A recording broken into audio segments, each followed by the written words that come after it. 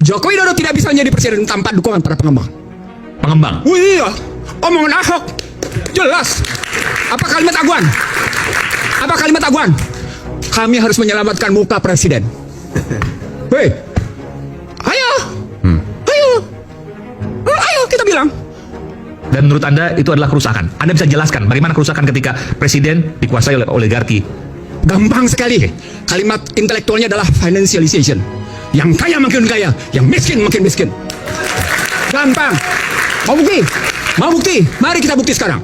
Berapa SBN yang dikeluarkan oleh pemerintah? Siapa yang bayar? Anda termasuk membayar, Aiman. Sementara mereka makin kaya, Anda habis-habisan dimakan pajaknya. Orang-orang miskin ini yang membayar pajak itu untuk orang kaya.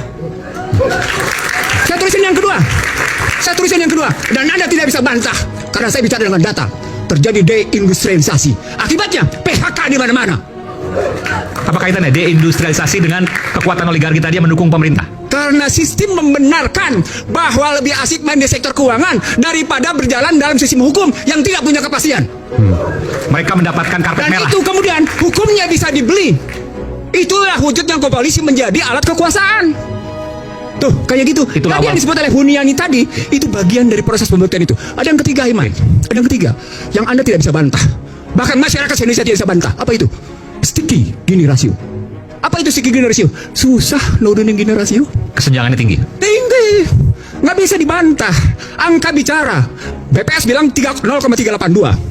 Teman-teman di Bogor 0,42, 0,44. Makanya gaduh terus. Sebentar, Anda dengan bicara seperti ini seolah Anda mengatakan ini dilakukan yang paling parah oleh Pak Jokowi dong.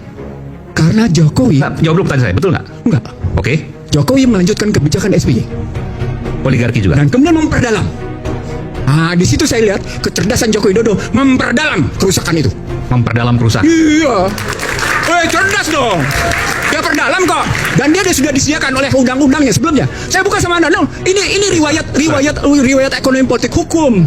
Tidak sembarang lihatnya. 2507. Mungkin bisa Bung Ihsan, mungkin bisa memperdalam itu dalam bentuk apa memperdalamnya? Memperdalam kerusakan. Kerusakan itu, karena ini kan juga ada tendensius untuk itu. Gitu. Ya, saya setuju. Saya akan buktikan sama Anda. Oke.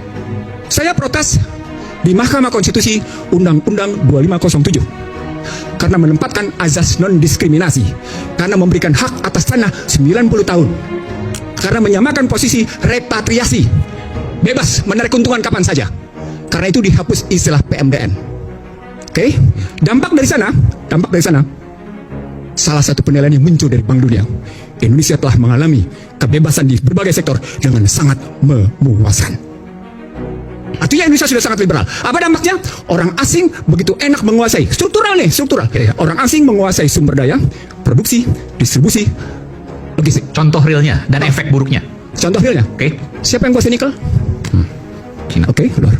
Siapa yang Sebut sebenarnya? Oke, siapa yang menguasai batu bara? Luar. Sebagian orang dalam, tapi sebagian juga luar. Siapa yang menguasai emas? Seterusnya luar. Oke, sejumlah mineral itu dalam sedemikian rupa.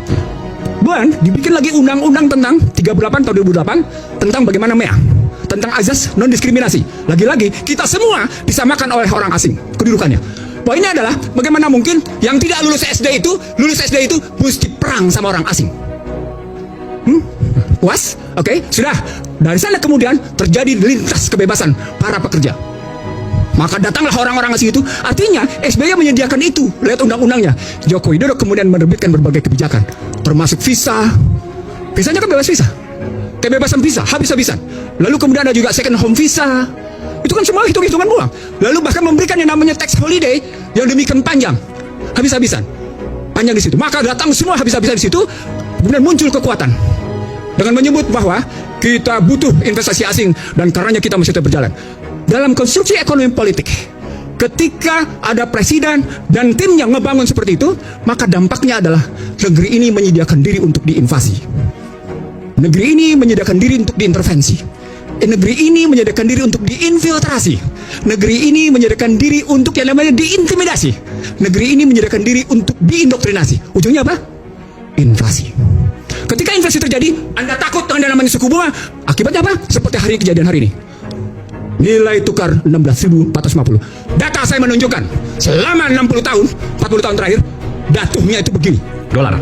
Rupiah. Iya, rupiah maksudnya terhadap dolar. Habis. Sangat Artinya, curam. Curam sekali. Apa artinya?